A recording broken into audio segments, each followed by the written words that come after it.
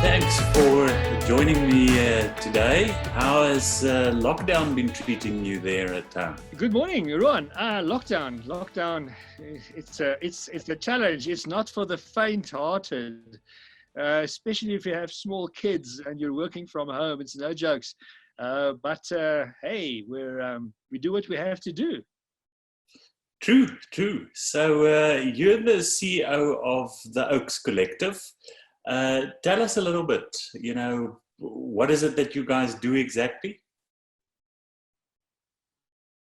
Ruan, so we're a creative agency, a communication company, I prefer saying that. And so we're in the communication space, and we do a lot of branding, rebrands, new brands. And then we do a lot of design, graphic design. Also in the marketing space, we're involved with marketing strategy, brand strategy, and the execution thereof. And then we have a video production house that does video and film of every nature. Sounds great. And how big is your team currently? We're 29 right now. So I always say people should come visit us and come late afternoon when the airplane has gone over and come visit us at our premises, and we can chat and show them around and show what we do. So I assume currently everyone is working from home. So has Corona or the lockdown affected your business and perhaps your industry at all? Are we supposed to work from home? Yes, we are working from home. Everybody is sent home with their computers. It does definitely affect our industry, but we're in the privileged position that we can actually work from home. We are designers, video editors, copywriters, sound engineers. They all can actually work from home, 3D animators, and they do. But obviously, when everything is segregated, it's more difficult to keep a hand on things, and communication is vital. So it's not without a challenge, but fortunately we live in a digital age, and we're making it work. We have a bunch of Zoom meetings exactly like this one, and communicating that way, and we're making it work. Have you used this time at all to learn new things, and perhaps post-lockdown, would there be things that you would do differently? If you know me well, you know I don't use spare time to learn new things. I would typically use spare time to watch some sport on TV, which I can't do right now. But yeah, don't think that I have any more spare time. In fact, it's more challenging. I was up this morning at 4 to work. It's more challenging, and there's a lot of stuff happening. So, but if you ask, am I learning things from lockdown? I read it. I actually do read a little bit. I read news. And the other day I read an article that said, yeah, people are now all going to realize how easy it is to converse digitally and on Zoom or Microsoft Teams or Google Hangouts or whatever. So this is how everybody's going to do it in the future. And I say definitely not. They're called it old school, but if anything, I'm more sure than ever that I prefer a face-to-face meeting with people around a table. I will resort to digital media if we have to, like right now, and then thank goodness for it, because it does get you from point A to point B. But it's not like I'm going to say, oh, in future, let's not fly out anymore. Let's not meet face-to-face anymore. Let's do it digitally. No. And are there any other things that we are learning we might do differently? I don't know. We trust our people to do what they need to do. It's not like we look over their shoulder the whole time. We do that anyway, and we have to now, but we do it anyway. So I think, if anything, we'll value the time together maybe more. When we are back at the office together again, and there's a hub and there's a vibe. When people walk into our offices, there's this vibe of energy, and I think I miss that, and I think we'll value that. All our team will value that more. If we can get a little bit philosophical for a moment, do you have hope for South Africa? And there's all these conspiracy theorists, saying a whole lot of things, and doom and gloom prophets. Do you have hope for our country and for our economy, in these uncertain times? You're asking the eternal optimist here. One of my golf buddies, Warren, he says, I am the absolute optimist, because no matter how crappy I hit a golf ball into nowhere, I will always believe that I will possibly find it. So do I have hope? I always have hope. And I don't base my hope on the stuff that I read. And I do read some stuff of what's going on and what people's opinions are. But I think South Africa has been through difficult times in the past, and we have got through it. And I honestly believe we will get through it again.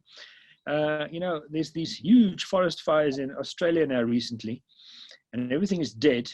And a couple of weeks later, the greenery is coming out, and new things are living.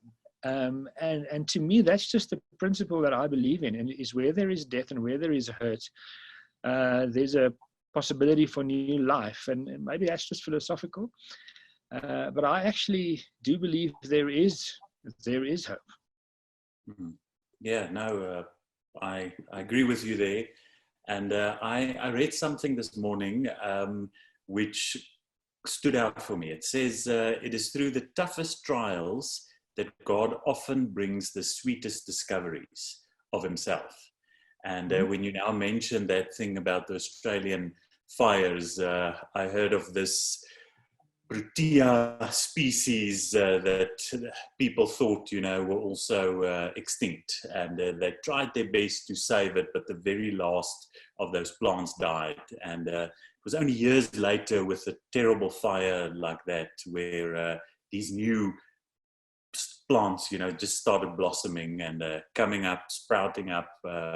And it turned out it needed some heat from a fire. So as a Christian, is there anything you're experiencing, the Lord is saying to you currently, or, maybe something inspirational you've heard, which you can leave the listeners with? Look, as a Christian, I think it's important. This is very much part of my philosophy, that God is always good. God is not sometimes good.